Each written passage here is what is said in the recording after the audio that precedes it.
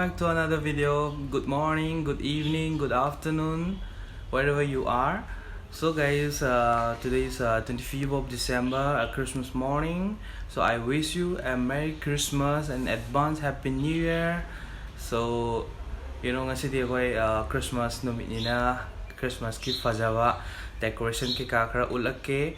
Ado aina direct chatlaga ye keno tawudi ngamdaba mafamsi yawe. So aina internet ta fangba or a friend na thabirakpa aingonda video footage and photo mayam laye sina yengse mayam punna hozik adu dei ucharage and hozik January laani anoba chahi laani mamangi 2021 ai gi na di yamna faba oisu oide yam phattabasu oide. So 22 da I hope will bring a good and what yam nungaiba ma aingonda porakani habagi thajaba leise aduna isora thajaba thamse mayamsu. Adu guys video haujalase today.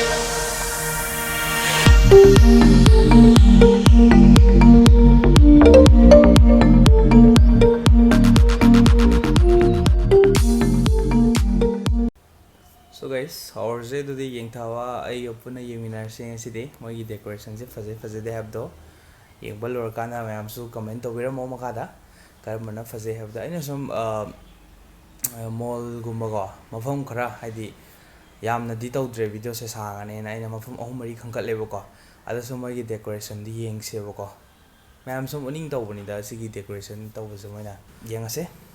Let's start. Wow, first ki se Orion mall ne wase ko mall se sta kapthom ge Orion mall si lere sigi mall sine koina Orion mall hai se yam chaw bane mathang yeng se magi decoration. Wow, yam nana seme ko iti paisa yam chang na semang bane see fazay. Wow, Santa Claus chaw na siya may moise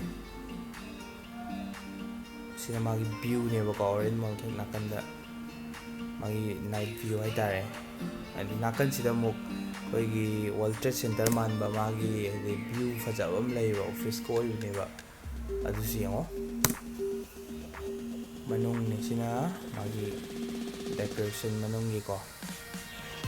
Wow, nali ne posta isi mali.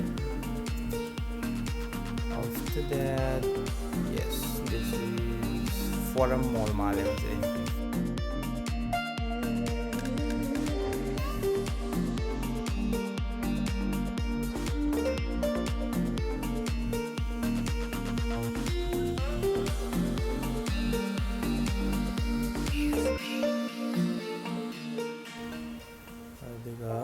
Next Phoneix Mall ki leire asina Phoneix Mall si dem chaw magi keno sti wa mathak siam thi yam na wang hai 80 feet ne wang se magi awang se 80 feet ne wang se du tor siam decoration yam na taw thare faje na le si decoration.